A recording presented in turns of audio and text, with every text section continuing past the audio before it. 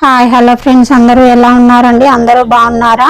నిన్నటి వీడియోలో మేము పాలకుర్తికి ఏ మొక్కు తీర్చుకోవడానికి వెళ్ళామో, ఆ శివయ్య మమ్మల్ని ఏ విధంగా కరుణించాడు, అలాగే ఆ శివయ్య గురించి నాకు తెలిసిన కొన్ని విషయాలు అయితే నిన్నటి వీడియోలో షేర్ చేశాను. పాలకుర్తి వీడియోని ఈ వీడియోలో ఎందుకు యాడ్ చేస్తున్నా అంటే, మేము పాలకుర్తి సోమేశ్వర లక్ష్మీ నరసింహస్వామి దర్శనం తర్వాత మేమైతే వలివిడి దేవస్థానానికి అయితే వెళ్ళామండి. తర్వాత రెండు దేవస్థానాలను ఒకే రోజు దర్శించుకున్నాము. రెండు దేవాలయాల వీడియోలు ఒకే వీడియోలో పెడితే వీడియో లెంత్ అవుతుంది అనేసి అయితే వీడియోలు రెండు చేసి పెట్టానండి. వీడియో పూర్తిగా చూడండి. వీడియో మీ అందరికీ నచ్చుతుంది. మన ఛానల్ని కొత్తగా ఎవరైనా చూస్తున్నట్లయితే ప్లీజ్ సబ్స్క్రైబ్ చేసి నన్ను సపోర్ట్ చేయండి ఫ్రెండ్స్.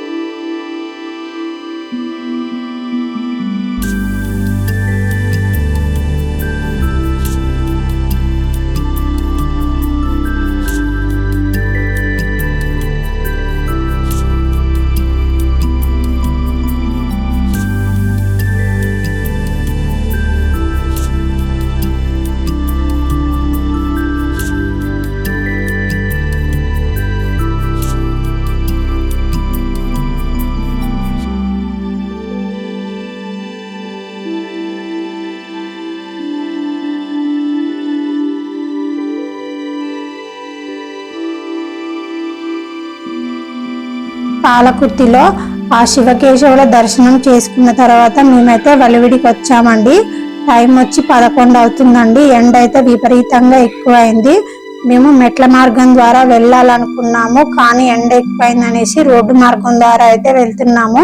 మనకు పాలకుర్తిలో ఏ విధంగా అయితే రోడ్డు మార్గం అలాగే మెట్ల మార్గాలు ఉన్నాయో స్వామివారిని దర్శించుకోవడానికి, ఇక్కడ కూడా మనకు రోడ్డు మార్గం మెట్ల మార్గం రెండు ఉన్నాయండి. మనము గుట్టపైకి వెళ్తుంటే పచ్చని చెట్లతో ప్రకృతి ఆహ్లాదకరంగా మనకు స్వాగతం పలుకుతున్నట్టుగా ఉంటుందండి. రామయ్య అంటే మనకు ముందుగా గుర్తుకు వచ్చేది భద్రాచలం అలాగే అయోధ్య. కానీ ఇప్పుడు మన తెలంగాణలో ఇంకొక భద్రాద్రిగా ఈ వలివిడి ప్రాంతం అభివృద్ధి చెందుతుందండి. మనకు పాలకుర్తికి 5 కిలోమీటర్ల దూరంలో వలివిడి ప్రాంతం ఉంటుందండి. భద్రాచలానికి ఏ విధంగా చరిత్ర ఉందో, అయోధ్యకు ఏ విధంగా ఒక చరిత్ర ఉందో, మన వలివిడి ప్రాంతానికి కూడా ఒక చరిత్ర అనేది ఉందండి. అదేంటంటే వలిమిడి అనే పేరు వాల్మీకిపురం అనే పేరు నుంచి వచ్చింది. వాల్మీకి మహర్షి పుట్టిన స్థలంగా, అలాగే వాల్మీకి మహర్షి రామాయణ కావ్య రచన ఇక్కడే చేశారనేది మన పురాణాలు చెబుతున్నాయి. అలాగే ఇక్కడ ఉండే ప్రజలు కూడా ఇదే నమ్ముతారు. వలివిడిలో మనకు 2 గుట్టలు ఉంటాయండి. ఒకటి మునుల గుట్ట, రెండవది సీతారాముల గుట్ట. ఒక గుట్ట మీద మునులు అనేది తపస్సు చేసుకునేవారంట, రెండవ గుట్ట మీద సీతారాములు ఉండేవారంట. మేము ప్రకృతి అందాలను అయితే చూసుకుంటూ ఆ సీతారాముల వారి సన్నిధికి అయితే వచ్చేసామండి. చూడండి, ఇక్కడ సీతారాముల వారి గుడి మనకు ముందుగా అయితే గుడి ఈ విధంగా ఉంటుందండి. ఎండాకాలం కదండి, కాళ్ళు కాలకుండా పచ్చని పరదాలు అయితే పరిచారండి. ఇక్కడ మీరు చూడండి, గుట్ట పైన అయితే ప్రకృతి ఎంత ఆహ్లాదకరంగా కనిపిస్తుందో ఒకసారి అయితే మీరు చూడండి.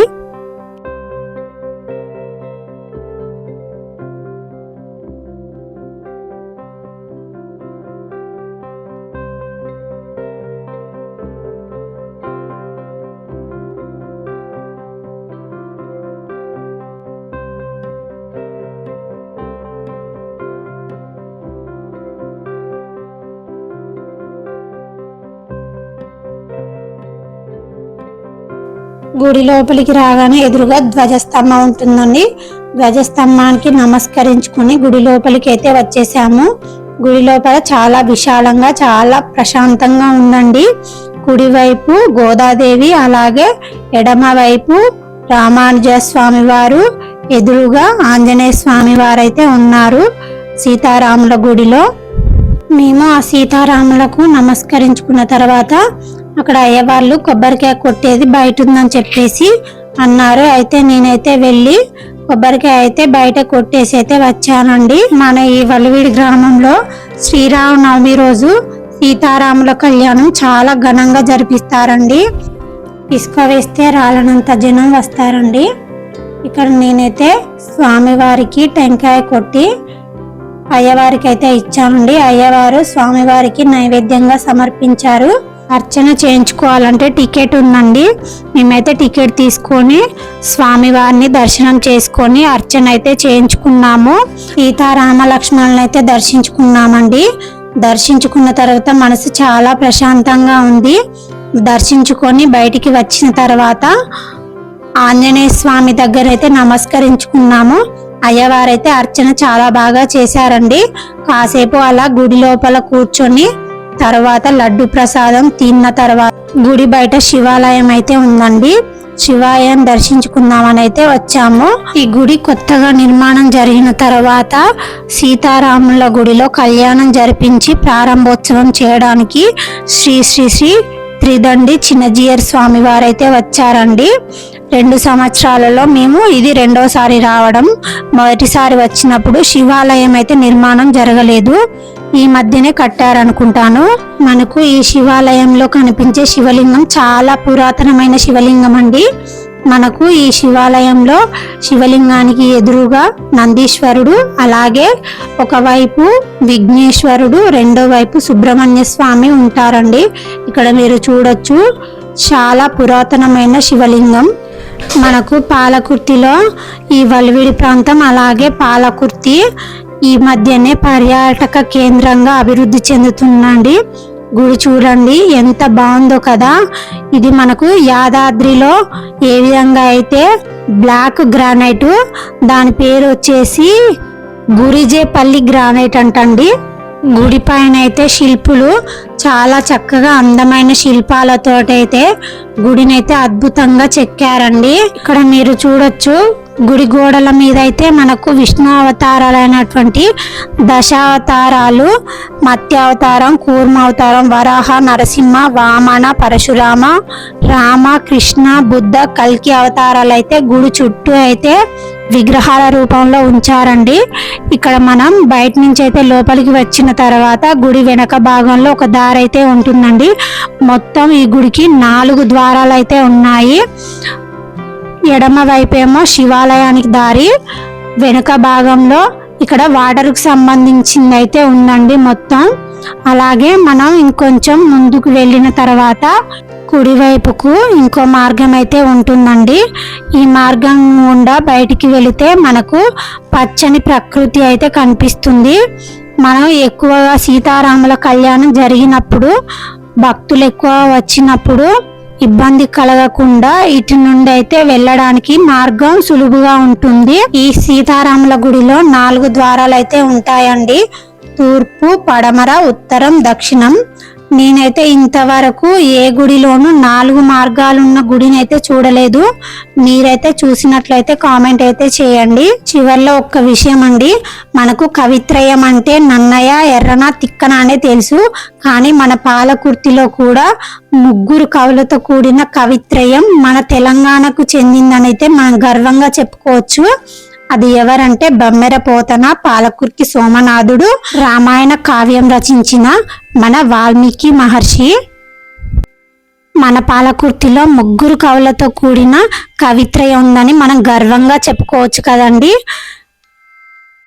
చూసారు కదండి, ప్రకృతిలో శోభాయమానంగా విలసిల్లుతున్న వల్విడిలో సీతారాముల వారి దేవాలయం మీకు చూడాలనిపిస్తుందా?